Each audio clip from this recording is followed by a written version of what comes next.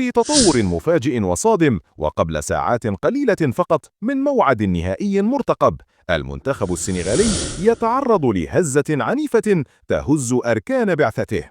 أجواء مشحونة، توتر واضح، وتسريبات تتحدث عن أحداث خطيرة وقعت خلف الكواليس. ما الذي يحدث في معسكر أسود التيرانجا؟ ولماذا في هذا التوقيت الحساس بالذات؟ وهل نحن أمام مجرد ضغوط طبيعية قبل النهائي؟ أم أن هناك أمرا أخطر يحاك في الخفاء؟ تابعوا معنا هذا الفيديو إلى النهاية، لأن التفاصيل التي سنكشفها قد تغير فهمكم لما يجري قبل هذه المواجهة الحاسمة. في قناتنا نلتزم بنقل الأخبار الرياضية العاجلة، كواليس المنتخبات، أخبار المنتخب الوطني واللاعبين، وتحليل الأحداث قبل وبعد المباريات بمصداقية ووضوح دون تهويل أو تضليل.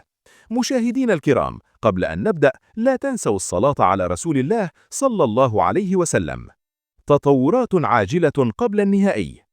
بحسب ما تداولته عدة مصادر إعلامية، فإن بعثة المنتخب السنغالي تعرضت لظروف غير طبيعية قبل ساعات من النهائي، حالة ارتباك داخل المعسكر، اجتماعات طارئة، وغموض يلف ما حدث بالضبط.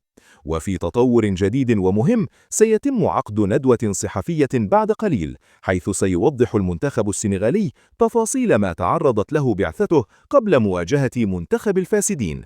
هذا الإعلان زاد من حدة الجدل وفتح باب التساؤلات على مصراعيه. لماذا ندوة صحفية عاجلة؟ ولماذا قبل النهائي مباشرة؟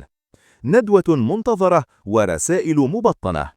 المؤشرات الأولية توحي بأن هذه الندوة لن تكون عادية، وقد تحمل في طياتها رسائل قوية سواء للاتحاد القاري أو للجهات المنظمة، وربما حتى للخصم. لغة الحذر، الغموض في التصريحات، والتأجيل الكشف عن التفاصيل حتى هذه اللحظة، كلها أمور تطرح احتمال وجود ضغوط نفسية أو إدارية مورست على المنتخب السنغالي.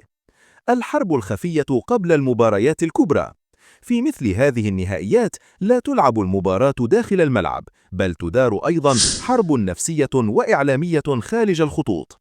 الضغط، التشويش، ومحاولة إخراج المنافس عن تركيزه، كلها أساليب معروفة في كرة القدم الحديثة، والمنتخب القادر على التحكم في أعصابه هو من يملك الأفضلية الحقيقية.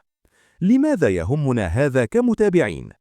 كمتابعين لكرة القدم الإفريقية وكمشجعين للمنتخب الوطني، علينا أن نتابع هذه التطورات بوعي وهدوء، وأن نقرأ الأحداث بعيداً عن العاطفة، لأن كرة القدم اليوم أصبحت لعبة تفاصيل ومصالح. الأكيد أن الساعات القادمة ستكون حاسمة، وأن الندوة الصحفية المنتظرة قد تكشف حقائق صادمة، أو ربما تزيد الغموض قبل صافرة النهائي. لا تنسوا الإعجاب بالفيديو، مشاركة آرائكم في التعليقات، تفعيل جرس الإشعارات، والاشتراك في القناة ليصلكم كل جديد في الأخبار الرياضية أولاً.